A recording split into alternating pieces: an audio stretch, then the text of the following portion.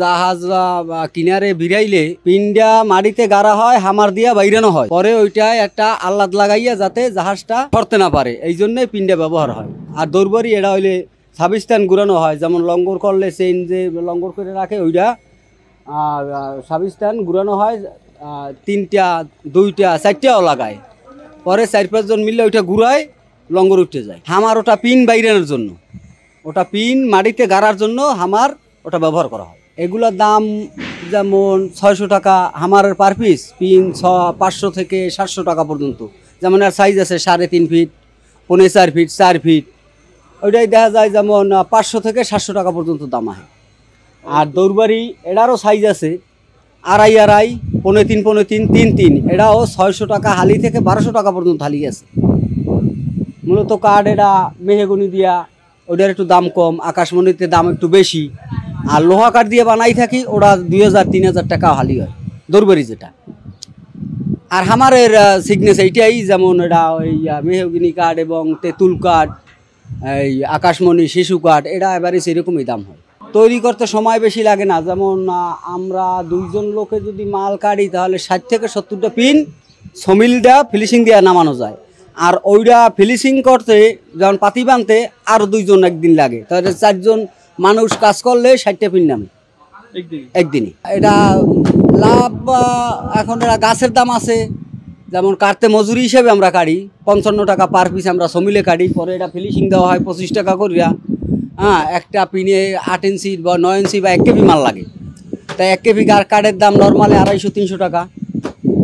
মজুরি যায় 100 টাকা, তাই 400 টাকা, 450 টাকা খরচ, 100 টাকা 150 টাকা এরকম লাভ থাকে পার পিসে। আমরা তো এই পিন এক সময় কাটতাম, যেমন 95-তে গেলে বা 2001-এ গেলে 12 টাকা সেফটি কাটাইতাম, একটা পিন কাটতাম শুধু 12 টাকা। আর সেই পিনের মজুরি আইছে এখন 60 টাকা কারণই শুধু। আর তখন রান্দাই দিত মাত্র ওই ফিনিশিং করতে, ওরাই দিত 60 টাকা, এখন হয়েছে 25 টাকা। আমার দিত আগে 25 টাকা, এখন হয়েছে একটা 90 টাকা, ওই যে মিস্ত্রি যেটা কোপায়। আর আমাদের তো শুধু বোড়াই দেয় ওরা কেভি হিসাবে, যেমন 60 টাকা পার সেফটি কেভি। এটা মূলত অন্যান্য মালের চেয়ে এটা লাগবেই জাহাজের জন্য এটা লাগবেই, যেমন জাহাজ সার্ভাই দিতে এটা দেখান লাগে, এটা মোটামুটি এখনো চলে। এটা খুব গুরুত্বপূর্ণ, এটা ছাড়া সার্ভাই হবে না।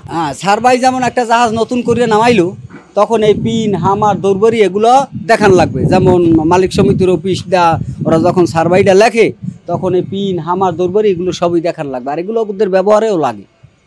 আবার তেরফাল আটকাইতে যে একটা কুন্যা ব্যবহার করে ওটাও লাগে।